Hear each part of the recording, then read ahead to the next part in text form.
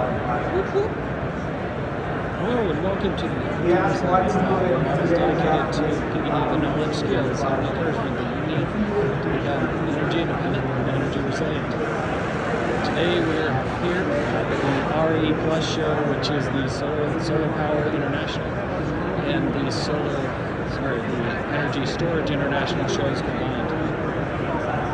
As you can see here, Princeton Stratton is providing an energy storage system solution. We've got a high voltage battery and then also a low voltage battery system that can power your home and give you resilience.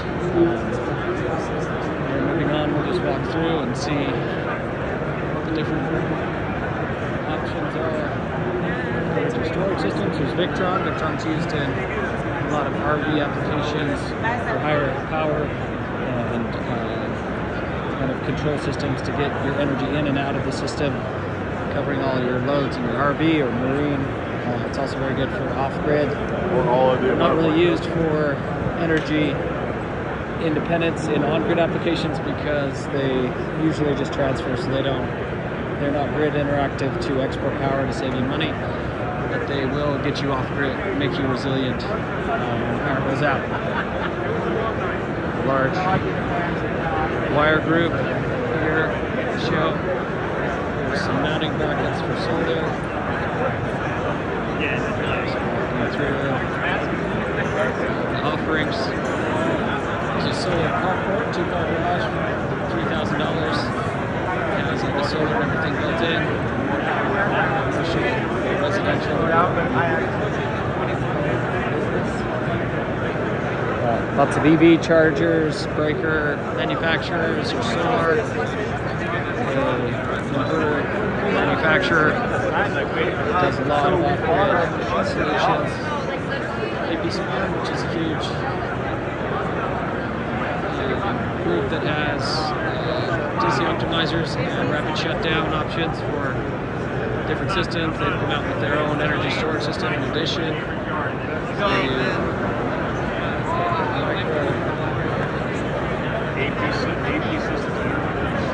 Microinverters and energy storage systems designed to make yourself energy independent and their system. Tons of solar manufacturers. Hyundai has an energy solution department. Also, did see one from India. India is a huge up-and-coming manufacturer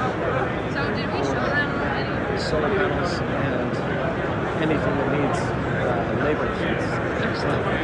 Newport has an offering where they manufacture steel girders and awnings and other systems to build out on your businesses to add solar to your system.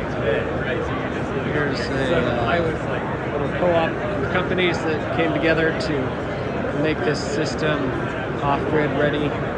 So we have inverter modules in here, and then we've got controllers, EV charge controllers mounted on this just to show you what the whole resilient energy storage system would look like. Eaton is a huge supplier for transformers and car chargers, it looks like. We've got some offers. You guys make everything look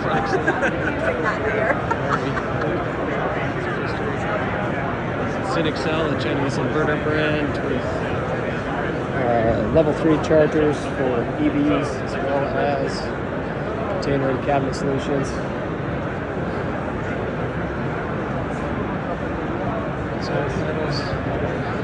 Europe.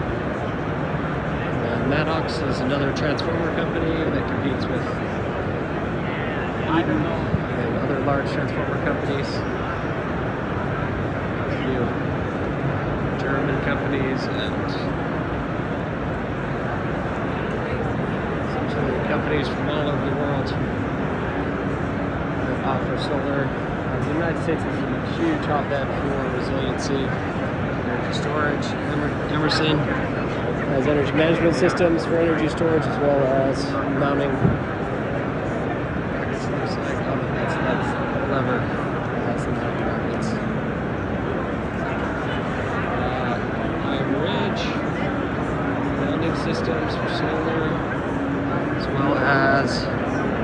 Sungrove. They've got a demo here of floating PV. So I've seen some water cleaning, solar options. This is floating PV. Floating PV has the benefit of being on water where there's essentially no restrictions. So as long as the sun is out, you're getting energy. Whereas if you are in your home or business, then you can have some restrictions from sunlight from stovepipes on your roof, as well as trees that grow out above your home and other obstructions. So underwater, super effective. It is a bit of an eyesore.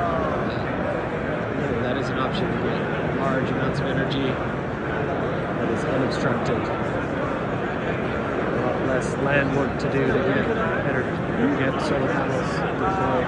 So basically, there's some AC coupled large scale inverters. So 4.7 megawatt, 99.5% efficient. And Siemens Solar Power Solutions. They've got some.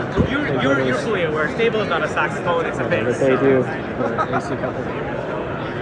Powering large buildings and industrial. Here's Rosendin. So these are EPCs. So that's engineering, procurement, and construction companies. So there's a lot of different brands of EPCs, and they are just dedicated companies that just work on usually the earthwork and the actual construction work, installing solar panels or energy storage systems wherever they apply. Here's some integrated wiring systems where you can combine large areas. So that's what we use to have trunk lines of solar running through a field where you can just combine that and grab all that energy and combine it into just the three-phase configuration to then interconnect with the grid to provide the power.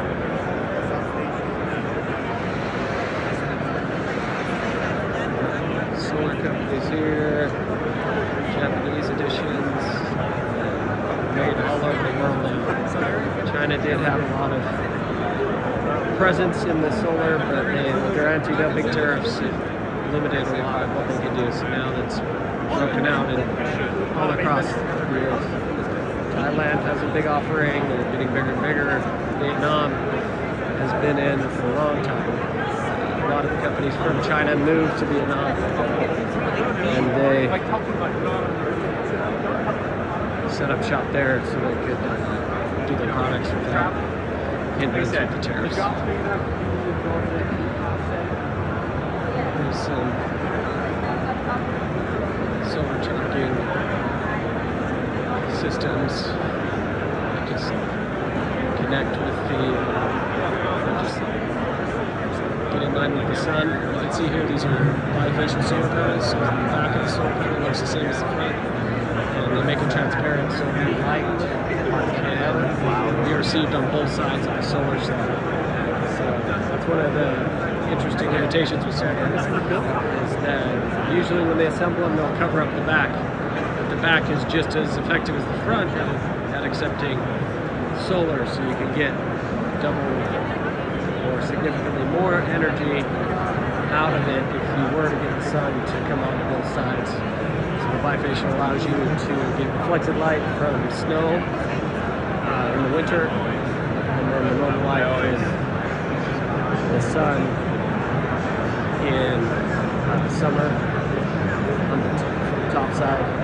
So it just gives you a lot more options. And it makes it more flexible for winter regions, which can be helpful so you don't have to get the snow off of the system. Here's BYD. They've been in the automotive energy storage for a long time. This is their energy storage system. It's modular. They just mount it to a container form, so it can be transported and deployed. CATL. They are a huge battery manufacturer, 800 gigawatt hour per year. allow this to scale, doubling in the years to come with the recent downturn in the cost of materials and the market reducing. They have pulled back up to 30% in the market because they are just trying to mitigate their risk, reducing sales when the price will likely come down. Reduce supply to increase demand and increase price. So see how that pans out in the next few months to year. All right, we've got REC. That's a huge supplier for solar panels. They've been around for a long time. Solar's the most. It is. Here's the General Motors Energy. So the CEO of General Motors said that they would come out with energy storage systems. I think just last year. So it looks like they're using the LG Chem battery system, stacking them to do energy storage. Looks like they might have the Silverado EV site here. All right, great. Looks good. Design, and they've got an Ultium charger, looks like. Some energy food truck. Charger is bi-directional, so that's another opportunity that's coming up where you'll be able to do vehicle to grid.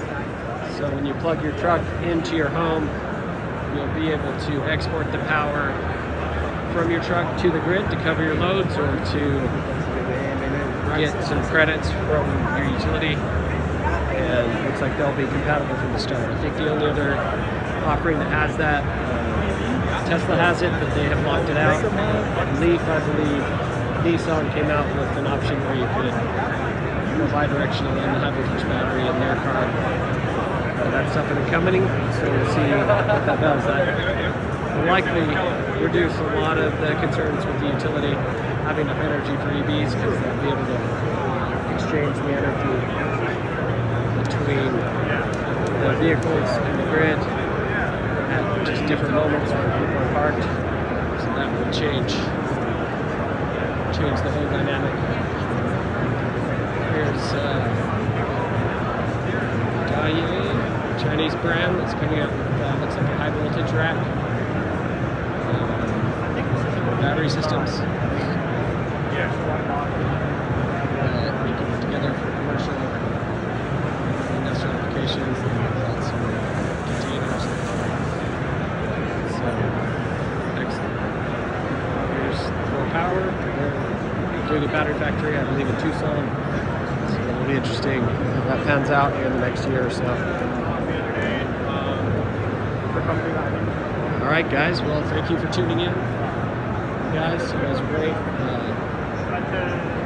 You guys will sign up, please like and subscribe to the videos, and please ask any questions that you have with regards to what we're going over today with the show and amazing opportunities we have right now in energy storage for resilience and